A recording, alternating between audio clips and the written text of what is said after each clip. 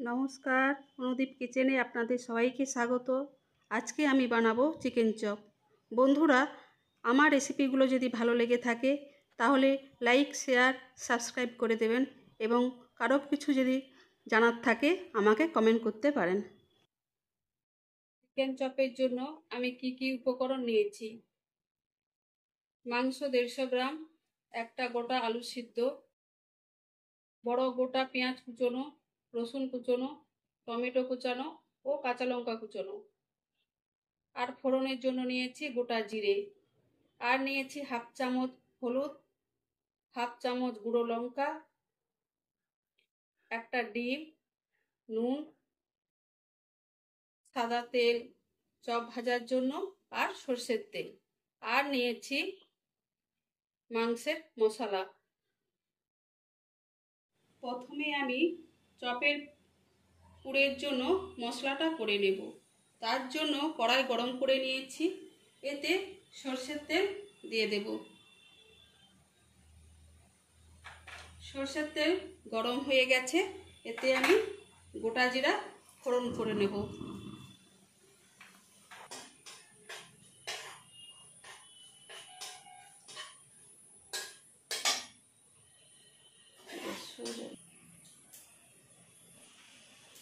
গরম হয়ে গেছে, আমি পেঁয়াজটা দিয়ে দিয়েছি। এরপর কুচানো রসুন দিয়ে দেবো, দিয়ে হালকা করে লাল করে ভেজে নেব।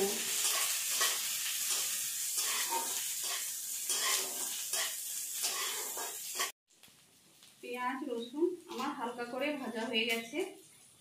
এরপর আমি ছোট ছোট কুচিয়ে রাখা মাংসগুলো দিয়ে দেব। এরপর টমেটো কুচানো, কাঁচা লঙ্কা কুচানো, হলুদ গুঁড়ো,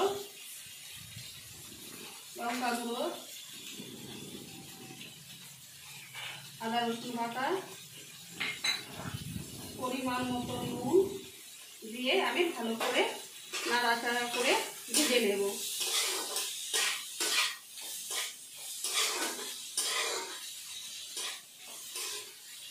পাঁচ মিনিটের জন্য ভালো করে মশলাগুলো কষিয়ে নিতে হবে এবং মাংসগুলো আমি সিদ্ধ করে নেব।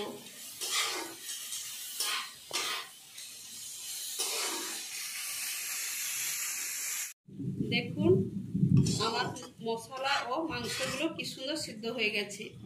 আর আমি এই সময় গ্যাসটা লো ফ্লেমে রেখেছিলাম। এবার আমি মাংসের মশলাটা দিয়ে দেব।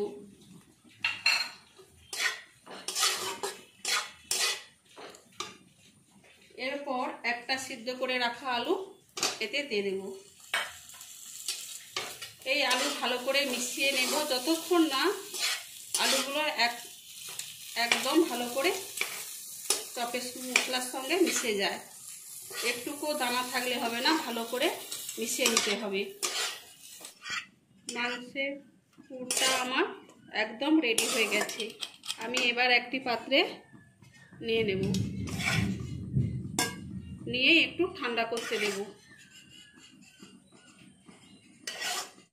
এবার আমি মাংসের পুরগুলো চপের শেপে তৈরি করে নেব। আপনারা আপনাদের মতো করে তৈরি করবেন, আমি একটু ডিম্বাকৃতি করেই তৈরি করছি। এই দেখুন আমার একটা তৈরি হয়ে গেছে। একে আমি একটা ডিম ফেটিয়ে রেখেছি, এর মধ্যে এক কোট করে নেব। এরপর আমি ব্রেড ক্রাম্বস নিয়েছি, একে একবার ব্রেড ক্রাম্বসে কোট করে নিয়ে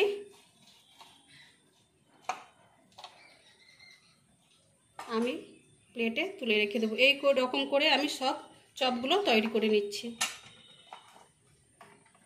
দেখুন মাংসের পুর আমি এই ডিম্বাকৃতির শেপে করে নিয়েছি। এবার এগুলো আমি ভেজে দেব।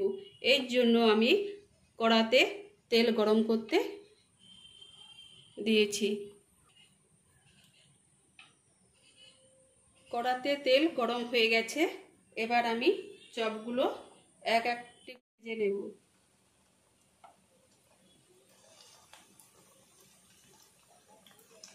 গ্যাসটা আমি মিডিয়াম আঁচ করে দেব।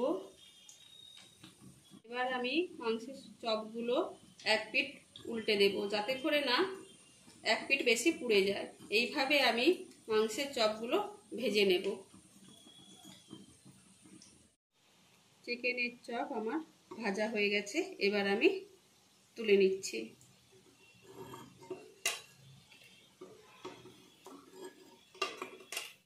চপ আমার রেডি হয়ে গেছে।